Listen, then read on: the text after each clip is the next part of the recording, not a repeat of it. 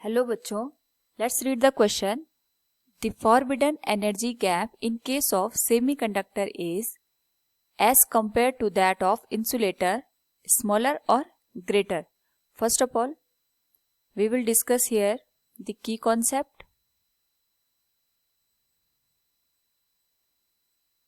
and here the key concept is energy band theory।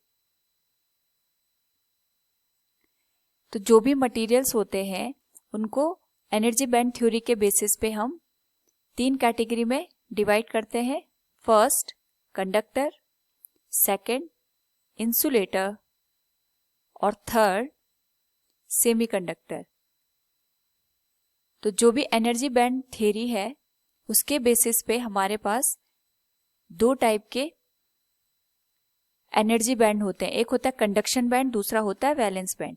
और conduction band की जो energy होती है that is always greater than valence band. जो electrons होते हैं वो वैलेंस बैंड में एग्जिस्ट करते हैं और वहीं से वो कंडक्शन बैंड में जंप करते हैं।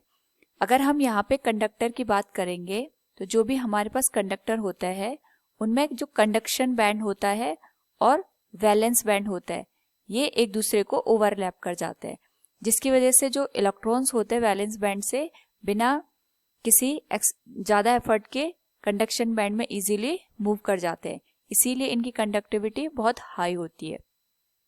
But in case of insulator यहाँ पे जो कंडक्शन बैंड होता है और वैलेंस बैंड होता है इनके बीच में बहुत ज्यादा गैप होता है।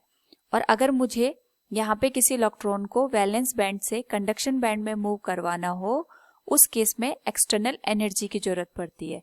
तो इनके बीच में जो एनर्जी का डिफरेंस होता है इसी को हम कहते हैं फॉरबिडन एनर्जी गैप।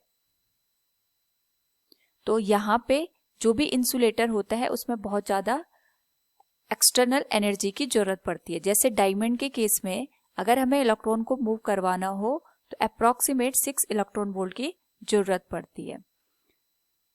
इसीलिए यहाँ पे इलेक्ट्रॉन्स इजीली कंडक्शन बैंड में मूव नहीं कर पाते और जब कंडक्शन बैंड एम्प्टी होता है उस केस में यहाँ पे इलेक्ट्रिसिटी फ्लो नहीं कर पाती है। Third case is semiconductor. Semiconductor के केस में भी जो वैलेंस बैंड है और कंडक्शन बैंड है उसमें डिफरेंस मिलता है और इसी डिफरेंस को हम यहाँ पे कहते हैं forbidden energy gap. But in case of semiconductor this gap is less than insulator. तो जैसे हम यहाँ पे कोई इलेक्ट्रॉन को वैलेंस बैंड से कंडक्शन बैंड में मूव करवाना हो तो स्मॉल एनर्जी से भी इलेक्ट्रॉन यहाँ पे वैलेंस बैंड से कंडक्शन बैंड में मूव कर जाता है और इस वजह से यहाँ पे इलेक्ट्रिसिटी फ्लो होने के चांसेस बढ़ जाते हैं।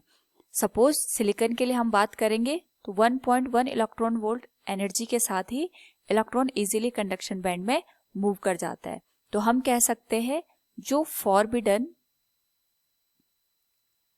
एनर्जी गैप है that is greater for insulator as compared to the semiconductor. So from the given question, the forbidden energy gap in case of semiconductor is smaller as compared to the insulator. Hope all you understood it. Thank you and best of luck.